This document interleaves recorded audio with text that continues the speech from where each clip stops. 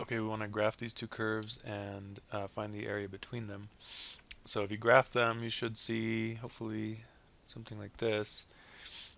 You see the one that has just the 4 in front of it is this one here, because it goes below the x-axis. So that's the 4 cosine graph. And then the other one, you can see that that one's shifted up. That's the one that has the plus 4 on the in front of it. Okay, so we've got this thing broken into two different regions. The one that doesn't have a vertical shift is this one, and that's going to be on top first, and this other one will be on the bottom, and then we have to find this point of intersection, and then the upper one now is this one, and then the lower one is that one. So we have to split this up into two integrals to find the total enclosed area. So first thing we probably want to do is figure out what that point of intersection is. So we'll come back here. To do the point of intersection, we want to let me make sure I've got this pen. Okay, come on. Okay, so we want to set these two things equal to each other and solve. So we get 4 cosine 3x is equal to 4 minus 4 cosine 3x. We can add the 4 cosine 3x to both sides. We're going to get 8 cosine 3x is equal to 4. Divide both sides by 8. We're going to get cosine 3x is equal to 1/2.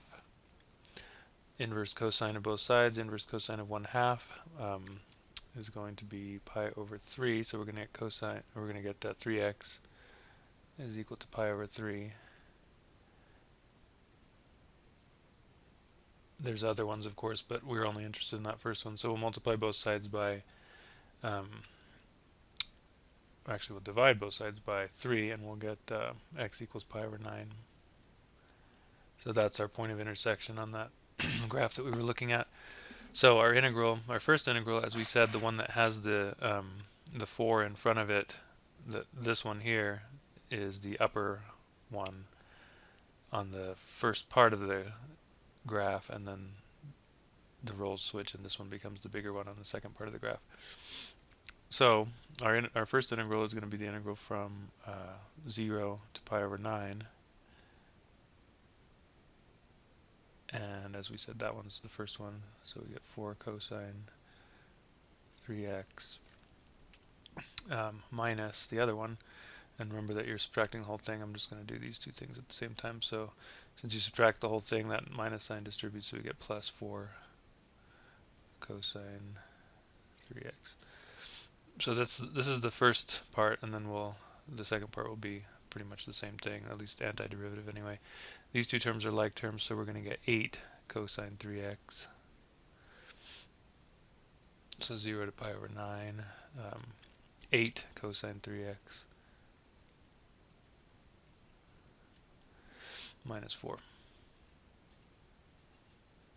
Okay. Antiderivative here, we're going to have to, it'll be sine, and then we have the 3x there, so we're going to have a 1/3 in front of it to take care of that. Or you can just do this by substitution and verify that. So this is going to be 8/3 sine 3x, and then the second part minus 4x.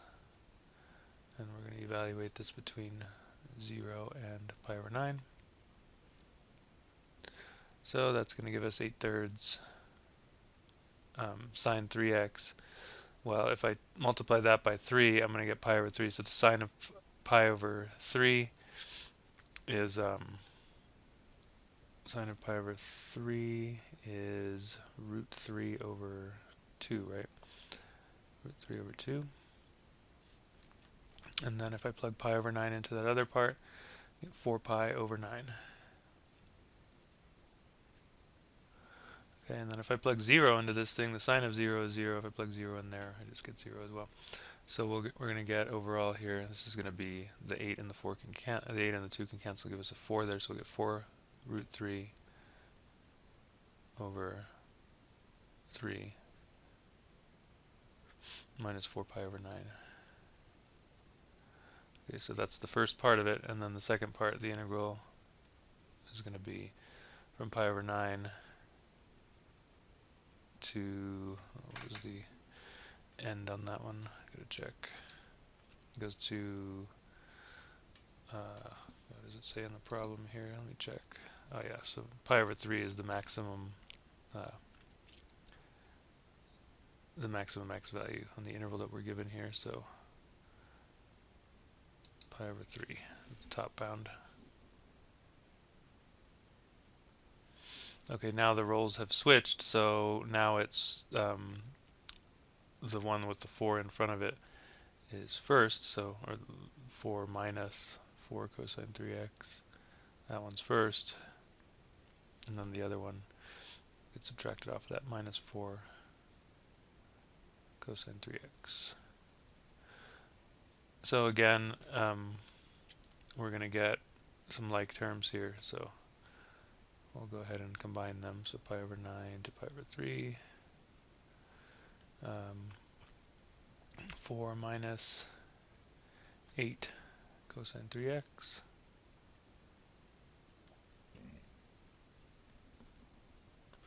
Okay, the antiderivative is the same, so we'll go ahead and see if I can squeeze that in here. So we'll get 4x minus 8 thirds sine 3x. Evaluating this between pi over 9, pi over 3. Okay, so plugging in our pi over 3, we're going to get 4 pi over 3 minus 8 thirds sine of, now if I plug pi over 3 in there, the 3's will cancel, I get sine of pi. What's the sine of pi? I think it's 0.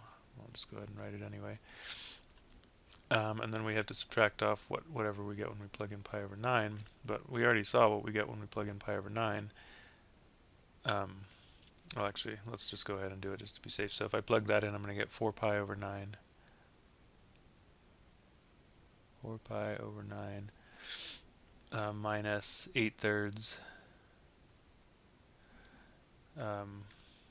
sine, again, this is going to give us pi over 3.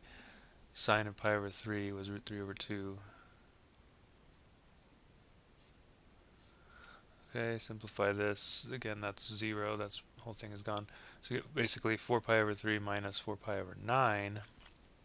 Well, let's see, 4 pi over 3, this is going to be 12 pi over 9 minus 4 pi over 9. That's 8 pi over 9. So we'll have 8 pi over 9. And then minus, the two minuses are going to cancel there, so we're going to get plus. Here again, these 8 and the 2 will cancel, giving us 4, so we'll get 4 root 3 over 3. Okay, so that's that part of it. And then if we combine the two of these things, that's our total area. So the area total is, take the two answers that we just got, add them together. So 4 root 3 over 3 minus 4 pi over 9 plus 8 pi over 9 plus 4 root 3 over 3. 4 root 3 over 3. Okay, then we can add our like terms here. 4 root 3 over 3, 4 root 3 over 3, we've got 2 of them, so that's 8 root 3 over 3. 8 root 3 over 3, and then these two terms we can combine as well. They're both over 9 already, so that's nice. 8 minus 4, 4, so we get 4 pi over 9, so plus 4 pi over 9. And there's your answer.